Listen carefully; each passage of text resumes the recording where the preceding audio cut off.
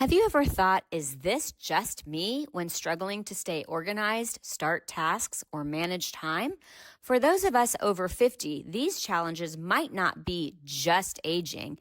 They could be ADHD hiding in plain sight for decades. I'm Jami Shapiro, host of Grandma Has ADHD, and I'm building a community where your experiences matter. Whether you're diagnosed, questioning, or simply curious, you're not alone. Our Facebook group is filled with vibrant, understanding people over 50 who share their stories, strategies, and yes, even their struggles, with plenty of laughter along the way.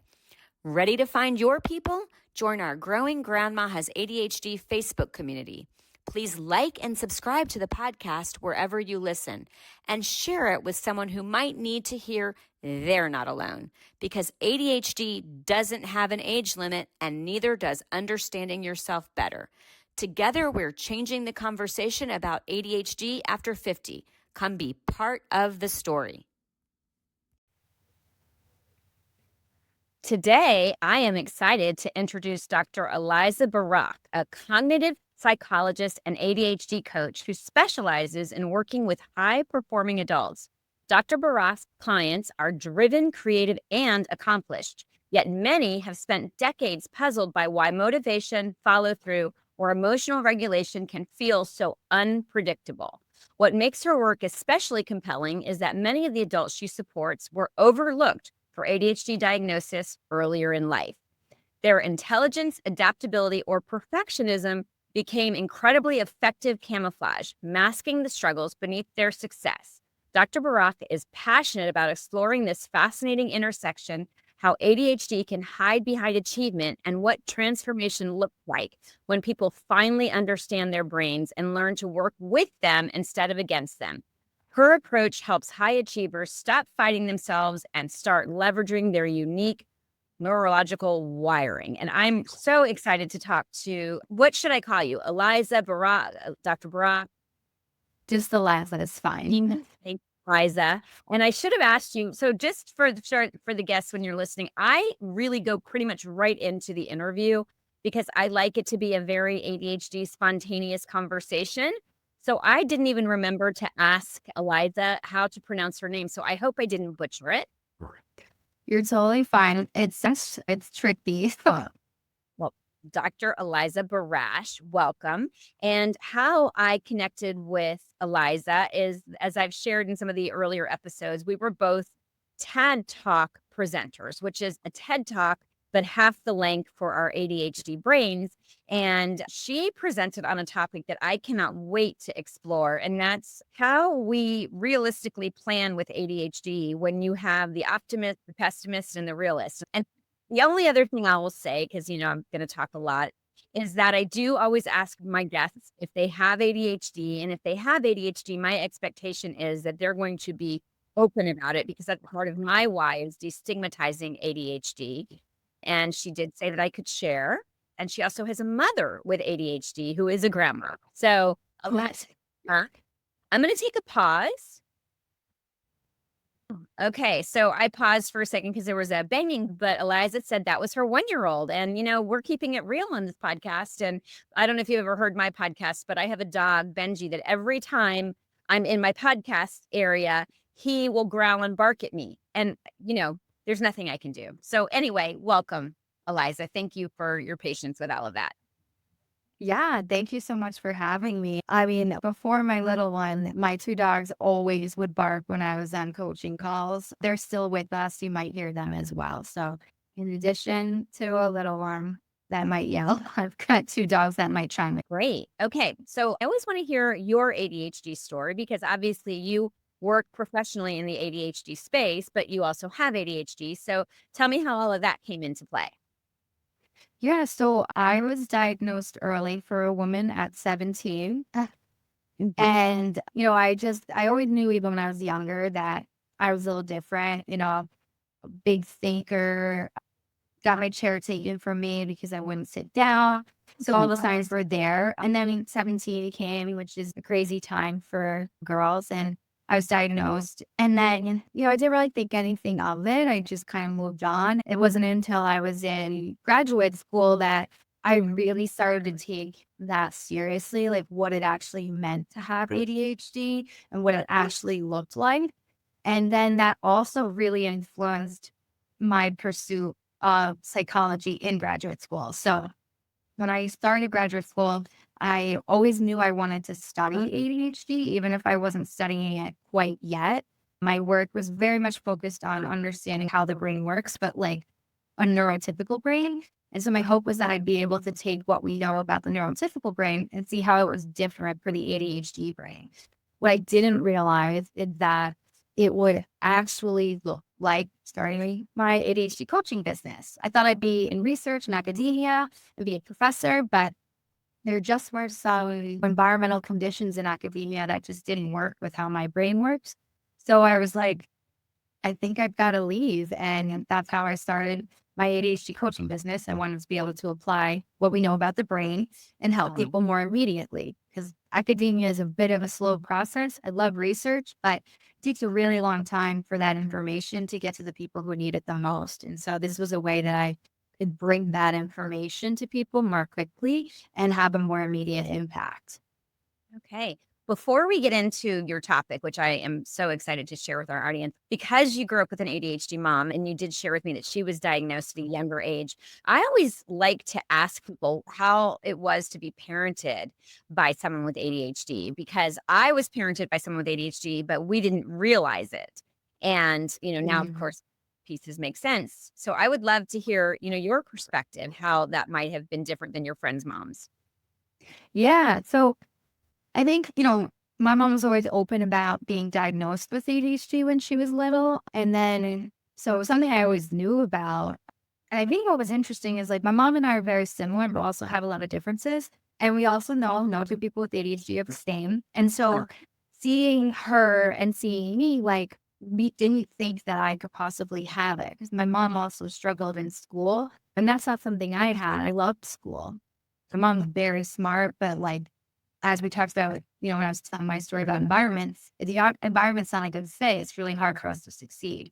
So that part was kind of interesting because eventually I was diagnosed.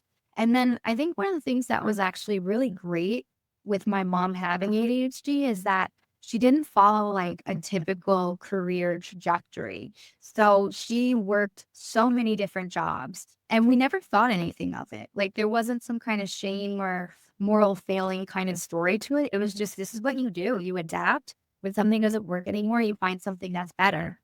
And my mom also ran her own business. So the entrepreneurial spirit runs deep for me, not only having ADHD, but my mom as well ran her own photography business and also just did a million things when she was younger too, like making cakes and shaping jewelry. She just did so many different things. And so I think growing up seeing that was really helpful and really helped kind of validate that I may not be someone that has a traditional career path. So I found that to be really, really helpful.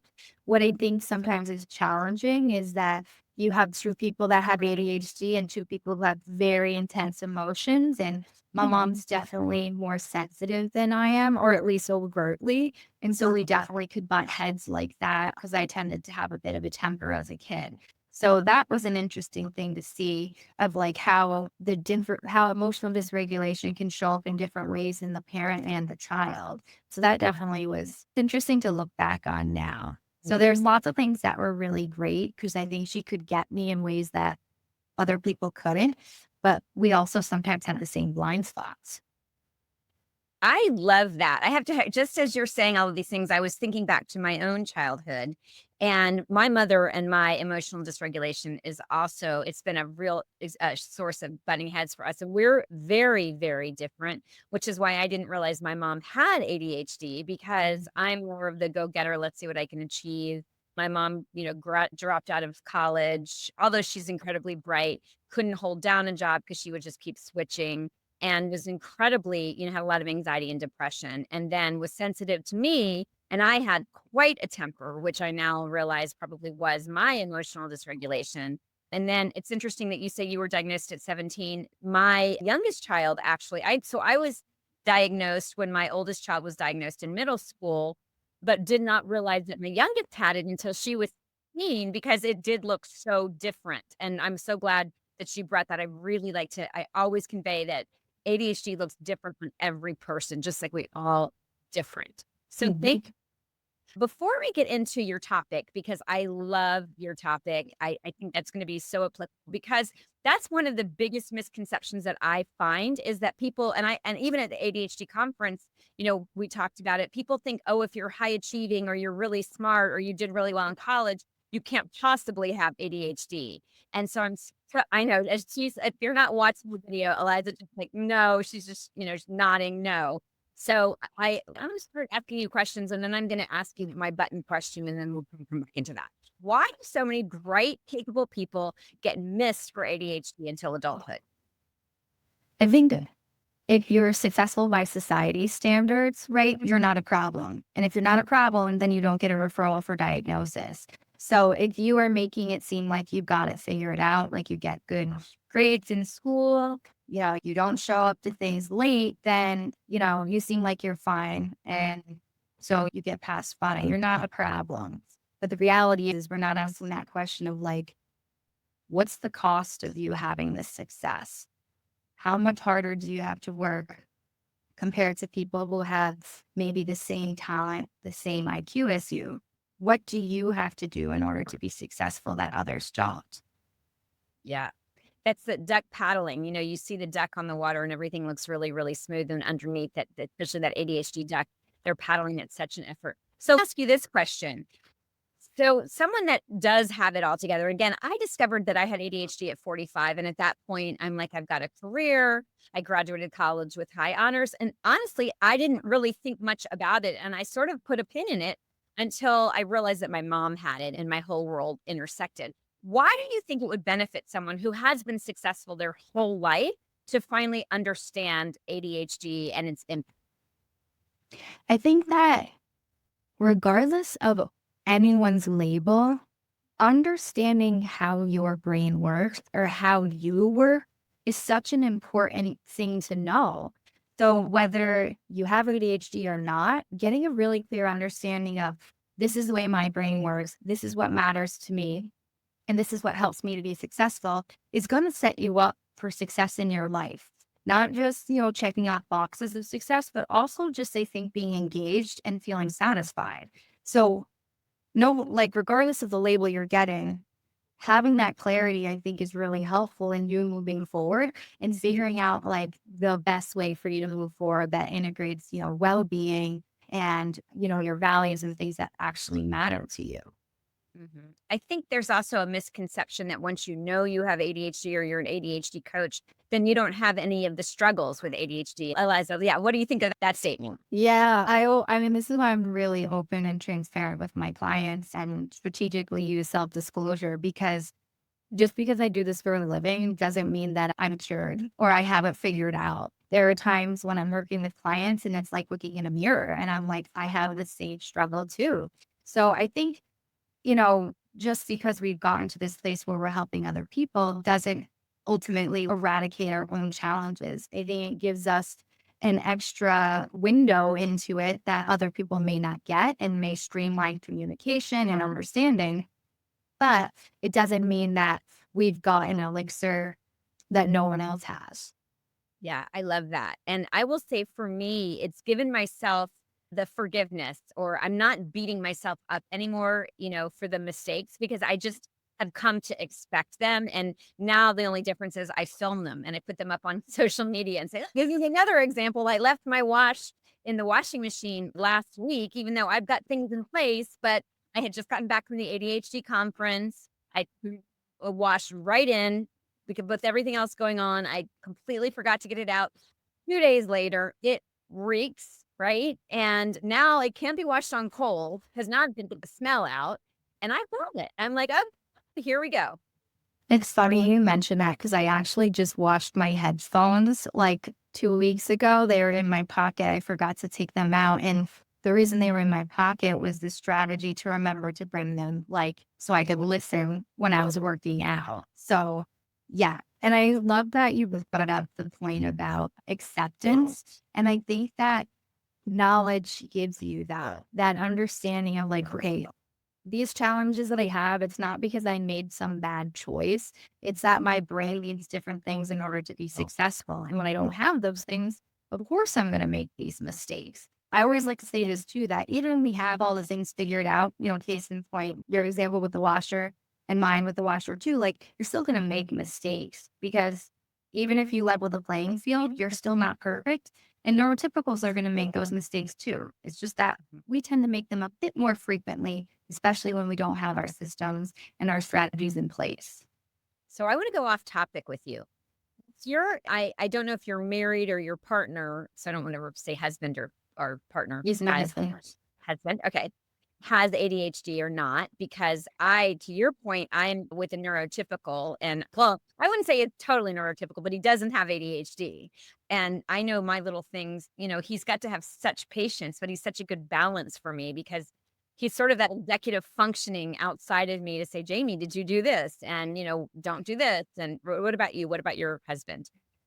So my husband actually just got diagnosed in this last year with ADHD. And I was like, first of all, I was like, I can't diagnose and not licensed as a mental health professional, but I'm surrounded by ADHD. And I was like, I can't believe that. We've been together for like 11 years now. And like, I can't believe I missed it. But interestingly enough, as we talked about earlier, no two people with ADHD are the same. And so our ADHD actually complements each other. It also depends with each other, but it also can be quite complementary. And, I spent a long time working with my ADHD. And so I built systems that have helped both of us. And now that he's starting to better understand how his brain works, he's figuring out his own systems as well. And, normally it's the moms that get diagnosed with ADHD when they have kids. For us, it was my husband. Oh, that's funny. Yeah, because you're now responsible for a whole other person in addition to the responsibilities that you have. I had 3 children when I was diagnosed. And as a mom, I can remember, going to my ex-husband, I call him my husband, and saying, I can't seem to get it together. And I didn't know I had ADHD, but I just knew that I just couldn't do the gold stars and all of the consistent things that my friends were doing. And I would miss parent teacher conferences. And I remember asking him because, and it seems like even though there were signs before that, when I had kids, it just really was like a card that crumbled. Yeah, and that's kind of what happened for both of us too, because we didn't know that Mike had ADHD, and I couldn't figure out why he couldn't be on time. Like, I'm like, I need you here so I can transition into work. And I'm like, this is the priority. And then the more I thought about it, I'm like, I think he has ADHD. And like, then I was like, I need to like kind of readjust my expectations and figure out how we can best support him in this as well. Yeah, because like I kind of have my systems figured out to some extent. And while, having a kid totally like blows some of that up a bit, it was, now it was like we were trying to coordinate 3 people. And I just like, I couldn't do it on my own. So yeah, it was kind of glaring. And it just is funny because normally it's the mom that is like, something's not working right. And this time it was, dad. It weren't. So the other question that I was going to ask you, I kind of feel like we covered, which is once someone understands how their ADHD brain functions, what shifts can they make? And, to the biggest difference in their daily life and self-worth. So actually, we talked a little bit about that, but I would like to hear some more. But I also want to take a pause. And before you answer that question, I'm going to ask you one more. This is like my hook. I think it's called Jump the Shark or something. I don't know if you were at the international conference last year when Penn Holderness gave his presentation on ADHD. And he said that if someone had asked if he could push a button and not have ADHD, would he push the button? So I always like to ask my guests that question. And so we're going to take a pause and then you're going to come back, answer that and answer the other one. And so just bear with us. But by the way, to all of you listeners, I hope that you are enjoying this podcast. I have something really exciting And that is that I am going to be building a Grandma Has ADHD community where we support each other. And it's not going to be the Facebook community that I tried that didn't work. I've got a really great plan. And if you are interested in learning more about it, then what I need you to do is to email me at grandmahasadhd@gmail.com and say, Jami, I want to know. And also, if you're liking this podcast, please subscribe to it, like it, write a review. And all right, so we're going to pause. We're going to come back with Eliza or Dr. Eliza Barach. Did I get it right this time? Yep, you got it.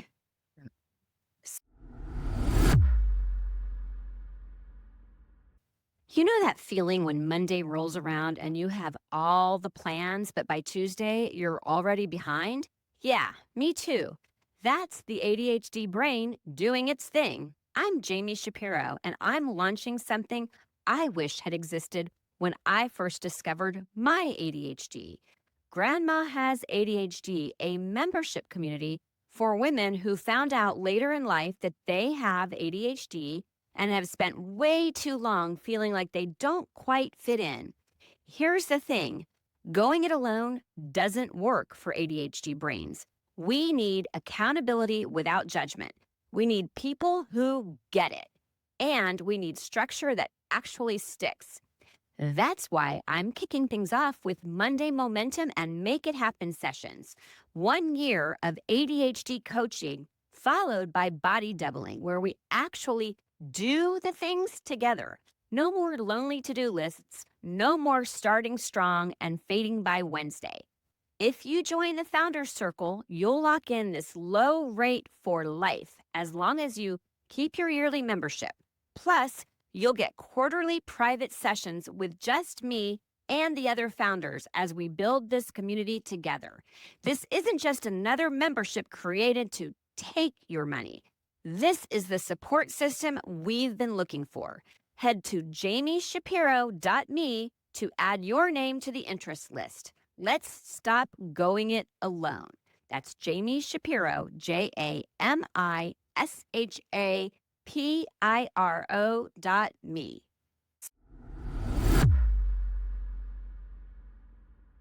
Ever wondered why helping a loved one declutter feels like speaking different languages?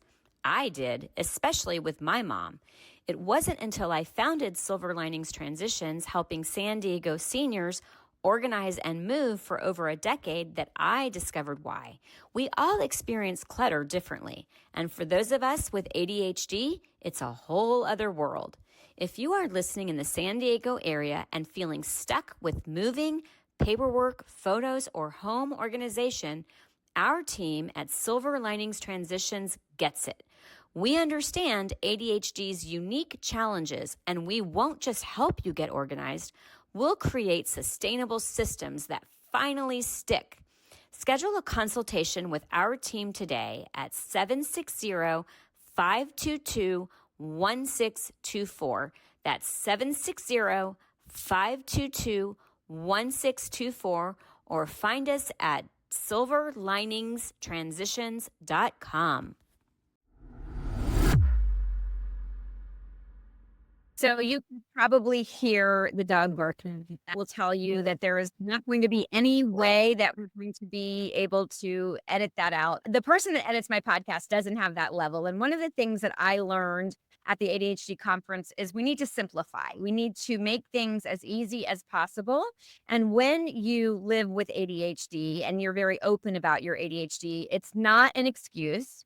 It's an explanation. And so it's to say to you, hey, I want to deliver this content because I think it's important. And if I'm going to make it perfect and get that dog bark, then it's not going to get out there to you. So I'm just going to put that in there. But now, of course, the dogs are quiet. So we left you on the cliffhanging question. Eliza, if you could never have ADHD, never have it, never had it, never, it's gone, would you push the button? No, because I wouldn't be me without it. Like, for better or worse, there are things about ADHD that are incredible. Your ability to come up with ideas or see things that other people miss. And I talk about this a lot in terms of how attention works. So you need to have distractibility in order to be innovative. Granted, sometimes we can go a bit too far and, lose the thread. But innovation starts with the ability to see things that others miss, and that does require you to have some degree of distractibility. So I wouldn't trade it, for the world. The challenges I have made me very resilient and have, gotten me to where I am today. And, I love working with people with ADHD. And if I didn't have ADHD, it may be the case that I wouldn't be working with them. Right. I love the answer. I've only had one person say no, that she would push the button. And then actually she starts talking more. She goes, I don't think I'd push it. But I think I've come up with a theory of my own on what the resilience is. And I don't have a PhD in it, but my lived experience. And I realize I make so many mistakes all the time, or sometimes I will make a decision so quickly because I hate all of the decisions and I just need to make one so that it's done. And so I don't want to beat myself up over it. So I just adapt. Okay, this is the decision I've made, or this is the thing that's happened. And I think that that's sort of, for me, where a lot of the resilience comes. What do you think of that theory? I think so too. I mean, even the way you're explaining it is a strength in and of itself, that willingness to take risks, make decisions that maybe other people wouldn't make. And that's what we see in the entrepreneurship literature, entrepreneurship. A lot of times, like, we are so passionate about ideas that we don't even consider why it wouldn't work. And so we take that risk. And I mean, I can say too, like, I probably wouldn't have a PhD if I didn't have ADHD, because the whole reason I did my PhD was because my brother was like, hey, you're really good at psychology. And I love psychology. And he was like, you should do a PhD. So I was like, okay, I think I'll do a PhD. If I don't actually know what doing a PhD entailed, there's no way I would have done it. But that ADHD impulsivity, the interest in the subject, and someone being like, hey, you're good at that. So positive validation too. I was like, this seems like a good idea. I think I'll do this. Okay, awesome. So I want you to answer the question, and I want you to give us a little mini TAD talk of your TAD talk. So the question I asked was, once someone understands how their ADHD brain functions, what shifts can make the biggest difference in their daily life and self-worth? We talked about this a little bit already, but I think knowledge is power. If you understand that you have ADHD, you learn what ADHD actually is, and then you learn what it looks like for you, you are in a position to create your own manual for your life. So instead of trying to, do life on hard mode, and this is something that really resonated with my husband. He's like, I've been doing my life on hard mode like this whole time.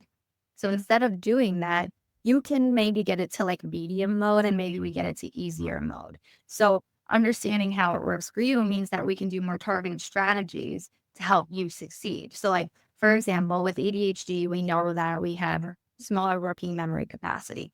That basically is just your, like, I like to think about it as your sketch pad, also your inner monologue. So basically it's the container that holds information in your head so that you could do something. For ADHD, we have, if we use the painting metaphor, our canvas is a bit smaller, so we can't put as much paint on it. So knowing that about ourselves, how are we going to download information? How am I going to externalize things that I want to remember, or things I want to do? So for some people with ADHD, maybe they use digital. Like, I know more of the Gen Z population is inclined to use digital, but I have millennials, Gen X, and boomers too, who do better with paper. And so really encouraging them to use paper and not feel shame over using digital is something that we can do. And again, the idea is, can we externalize all the stuff up here so that you actually have space to think about those things and maybe even execute on some of them? So my long story short now, which is famous ADHD words, right, is knowing how your brain works and knowing how your ADHD works means that we can do more targeted strategies that you're more likely to use than if we were kind of, just assuming you're like everybody else. Then we're shooting in the dark. And the other thing is, then you can also build this repertoire or this toolbox of things that you can rotate out. Because what I always say to my clients, and this is also knowing your ADHD, is your strategies have an expiration date on them. They just do. Something will work for a while, and then all of a sudden it won't. Part of it could be because of our need for novelty. We like new things that we just can't help it. That has to do with our, available dopamine or lack thereof sometimes. And so just knowing that about yourself means that you can build this toolbox of things that you could rotate out and just, like Jami was saying, like accepting that this is part of how it works for you. One of these things is going to expire, but you can, reach into your toolbox and find that next thing that might work for you. I love that. That's great. One of my areas of specialty and what kind of brought me into this is that I actually am a senior move manager. And have you even heard of that, Eliza? No, but I was reading about, your background before we met, and I was like, that's so interesting. I want to learn more. So if you're listening to this podcast, obviously you're listening because you're here. I'm part of the National Association of Senior and Specialty Move Managers. So if you are moving, and by the way, moving is one of the biggest, most complicated tasks for anybody, but especially for people with ADHD who struggle with executive functioning, prioritizing, breaking down big tasks. There's help out there. So I just want to make sure that I'm mentioning that. But where I'm coming into this is I recently wrote a book on downsizing and decluttering. And there were a lot of books that were out there, but there wasn't one that addressed it now that you have an understanding of ADHD. And I talk about the decluttering process and bringing different things because maybe today you feel like doing it this way, but this isn't going to work for you the next day. So exactly what you just said. So that was a good opportunity for me to share. And now, hopefully, all of our listeners can go look up, it's nasmm.org and learn more about. And so we do home organize, and we all run differently. We're independently owned and operated, but we all are part of a national organization and we subscribe to a code of ethics and we have educational requirements. So, anyway, that's just a plug for what we do. And I think that's really important that people with ADHD even know that that service exists. Okay, so how can we find you? And also give us a little bit of your talk too, just because I want to make sure that. Okay. So it's such a perfect segue too, because you were talking about, moving and how like so hard. And so what I talked about was realistic planning with ADHD. And so one of the things that's a strength of ours, and I promise this will make sense, is we can be very creative and we tend to have big, badass goals. Like we tend to be like the go big or go home people, which can be really great and sometimes can backfire. And so that part of us that wants the big, the big goal, I call that the optimist. So it's the one that's like, okay, here's a really, really good idea. We should definitely do this.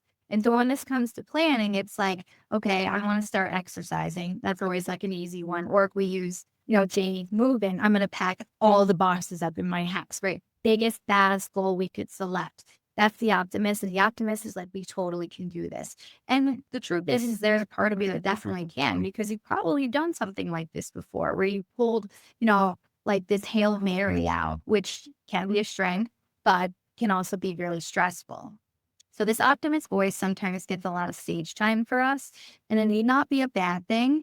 But there's also this other part of us that I often say kind of hiccups when the optimist is like, this is a really good idea. And I call this voice the realist. It's kind of that voice in the back of your head that's like, yeah, probably not going to do that, right? I don't think I'm going to pack all like 30 boxes today without having like someone like, giving me a deadline, or it's like, if you don't do it now, it's, do or die. So in the absence of do or die, that realist voice is going to kind of kick up a little bit. It's a hiccup in your body. And it's like, I don't think you're going to do this.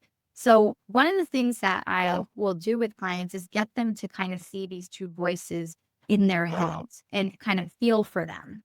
And the goal is that we don't want to like turn off the optimist. We just want to, scoop the optimist a little bit off stage and let the realist come on there and just have a little bit of a say of like, okay, I may not do these boxes all today, all 30 of them, but what am I actually willing to do? And talking to the realist about that. What am I going to actually do? Or what am I willing to do? And the point of getting these two voices to talk together is so that our pessimist voice doesn't get to take the stage while we only listen to the optimist and we don't follow through on putting those 30 boxes away. We don't want the pessimist to come in and tell us those narratives of, I never do anything I say, I'm lazy, whatever mean thing it's got to say. However, that voice eventually will come up. And when it does, I think it's just helpful to be like, okay, like what you're saying is not true, but I understand that a part of me is upset here. basically, this framework is to kind of balance those three voices. And ultimately, my hope is that when we get the optimist and the realist talking, it really prevents the pessimist from having much of a say. Because I'm definitely more about circumvention with ADHD, especially when it's emotional dysregulation. If we can prevent a spiral, that's something we should invest in rather than focusing solely on picking up the pieces of that spiral. I love that. I love that. Okay. So who do you work with and how can we find you? I work with predominantly high-performing professional entrepreneurs and creatives with ADHD. I also have another coach on my team, Dr. Cheryl Brown. She's a developmental psychologist and a certified ADHD coach, and she works with entrepreneurs, high professionals, creatives, late diagnosed, and also ADHDers too. And so you guys can find us on www.neural-revolution.com. And I also write a monthly newsletter called Chaos Managed, where we talk about an ADHD topic each month and offer some practical tips for both ADHDers and practitioners.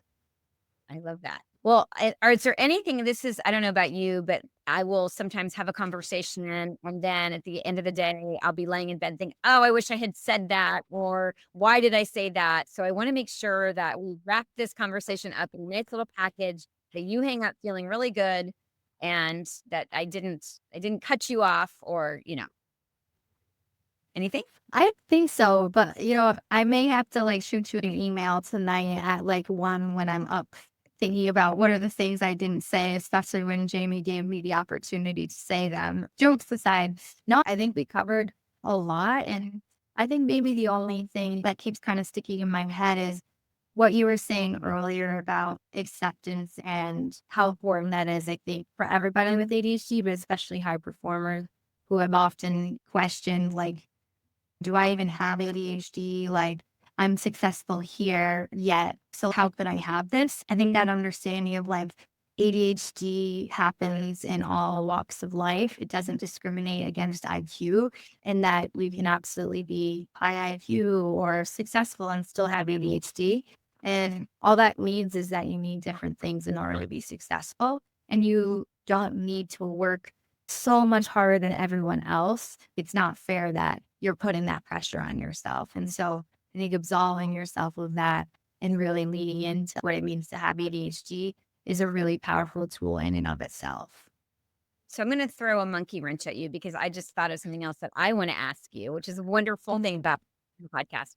Do you think that imposter syndrome is a big catalyst for why we tend to achieve more or get more certifications? That one. And then the other one is I learned about a term called hurry sickness. And I know I read about it right before conference. For me, if I'm not being productive with every moment or I'm not doing something to be learning, then I'm wasting time. And then that also drives me. So I'd like you to just answer those two and then we'll say goodbye. Yeah, sure. So first one, imposter syndrome. And oh, okay. So I think that's, I'll speak from being in academia, that's rampant in academia, you're never good enough. And that's a big driver for putting out publications and whatnot.